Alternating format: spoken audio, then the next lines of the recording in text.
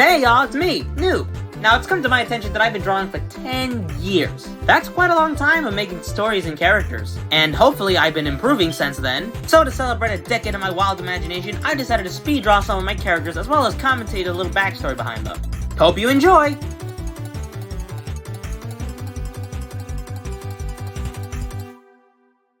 For my first character, I'll be drawing Nina, who, funnily enough, was my first character that I ever created. While Nina is an original character, she does have inspirations behind her. Nina's design was originally inspired by Rosalina from Mario Galaxy, Dixie Kong from Donkey Kong Country, and Carrie from The Amazing World of Gumball. Personality-wise, she's completely different from all three of them. While Nina is shy, her curiosity often gets the best of her because she loves to explore and experience the world around her. Whenever Nina's scared, she loves to hide behind my luxurious golden soft hair, which is comforting for her for some reason. As for her backstory, all you need to know is that she's a little ghost trying to make her way into the afterlife.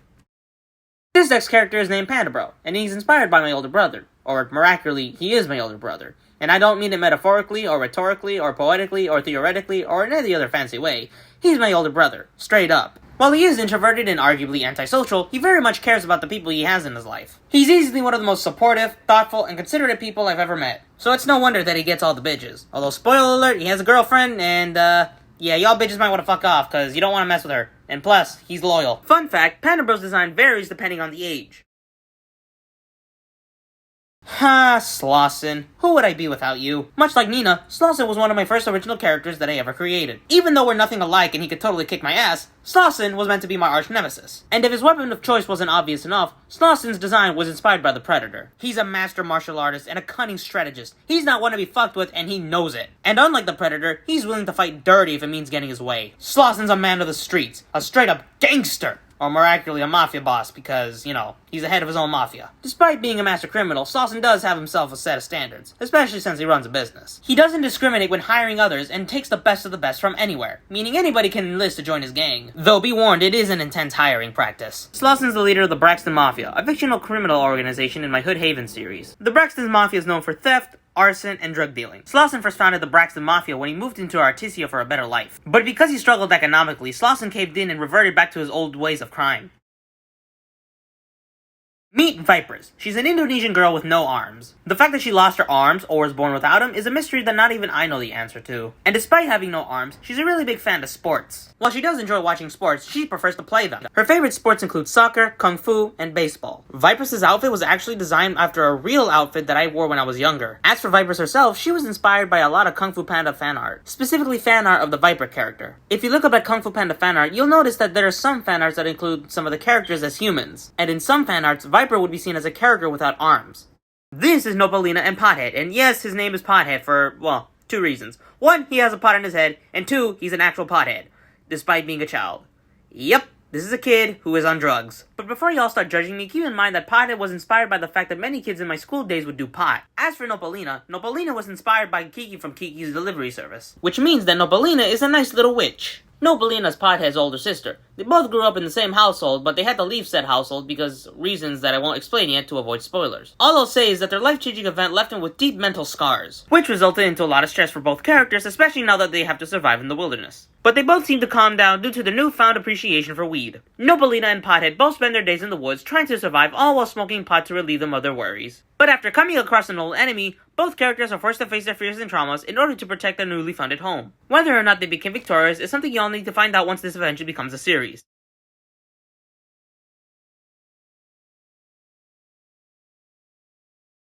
Growing up, I had a huge obsession with monsters, so it was only a matter of time before I created my own. And by golly did I made a few. This first monster I'm drawing is named Mayhem. According to my lore, he's what I like to call an Earth Dragon, one of the ancient Kaiju guardians of the Earth. A guardian that has been alive since the time of the dinosaurs. Earth Dragons were worshipped as gods of destruction. This is because they would migrate just about anywhere, destroying everything in their path. But destruction would not mean the end, if anything quite the contrary. Destruction only meant an opportunity to be reborn. This would mean that the land would become better, stronger, and well suited for the next generation. Earth Dragons were a top-tier predator, no small part to their sharp teeth and claws. They can also release a massive blue flame made out of their own radioactive energy. Yeah, it's no surprise that Earth Dragons were inspired by Godzilla. Who would have thunk? But unlike Godzilla, Earth Dragons have a massive tongue they can use to capture prey. They also tend to clean themselves with their tongues, especially since their tongues can be as long as their entire body. The next kaiju is Kong Juro, and yeah, let's get the obvious out of the way. He's a King Kong knockoff. Yeah, kind of. He was also inspired by this weird monster for the 2007 TMNT movie, and I thought he kind of looked cool, hence why I copied his color scheme. But yeah, Kongjo isn't your typical monster/ape. He's a Terrakong. Terrakongs were worshipped as gods of life. They were top-tier predators, getting rid of invasive species using their raw strength, teeth, and claws. Terrakongs were also omnivores, getting nutrients and sustenance from just about anywhere, hence why they became the top apex predator. Terrakongs also have the ability to blast their energy like a bomb, much like Black Panther's suit. Terrakongs were powerhouses, able to lift and break through entire mountains. Terrakongs have thick fur, being able to protect them from harm and cushion blows, almost like body armor. They're natural-born fighters, often spending their entire life training. They use their teeth and claws to tear apart meats and plants, as well as do damage to rivals. Terrakongs are also very adaptable to any environment. You'll find them from scorching deserts to freezing tundras.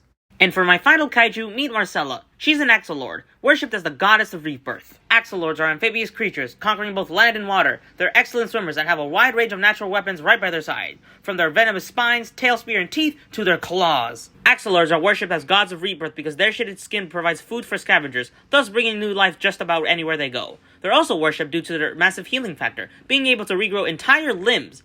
Heck, Axolords will even eat their own body parts in order to survive if they're ever low on food. Not like if that ever needs to happen because their diet is quite diverse. Axolords also have a tongue much like earth dragons that are used to catch their prey. Their diets include insects, fish, mammals, seaweed, just about anything they can get their mouths on. Axolords are able to breathe underwater and on land. They thrive on both fresh and saltwater terrains. They can also withstand major water pressure, being able to go thousands of miles deep into the ocean. Their tail spear is so sharp, it can cut through solid rock and even metal. They can even pierce with enough strength to break through solid platinum. At least in theory. We've yet to see this in practice. For now. Marcella's design was inspired by skull crawlers from Kong Skull Island. As for her color scheme, that was inspired by Cretaceous from Ice Age. At least that's what I think. Other than that, her design was completely original as far as I'm concerned. Marcella's design didn't even start off as a massive kaiju. If anything, this is just her quote-unquote evolution form, like Pokemon.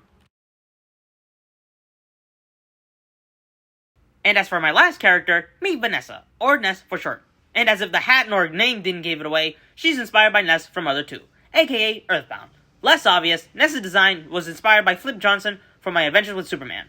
God, that show is really good. How come no one's talking about it? Ness's personality was actually inspired by my playthrough of Mother 2. When I first played Mother 2, I noticed how it was a lot easier than Mother 1. So I got a little cocky and arrogant, thinking this game was going to be easy. And it was at first, but then I got to Peaceful Rest Valley and I immediately got my ass whooped. Because I kept losing to robots, UFOs, and whatever alien enemies were in the game.